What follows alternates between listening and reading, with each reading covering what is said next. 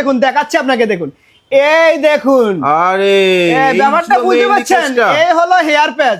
দেখুন আমরা যেটা বলেছিলাম যে আমাদের কাছে দাদু আসবে তো কাকা হবে, যদি কাকা আসে তাহলে দাদা হবে, দাদা আসবে ভাই হবে, ভাই আসবে তো বেবি হয়ে যাবে। দেখুন এই দেখুন, এ আছে কাকা, এ আছে দাদা, আরে এ আছে দাদু, এ আছে কাকা, এ আছে ভাই, এ হলো বেবি।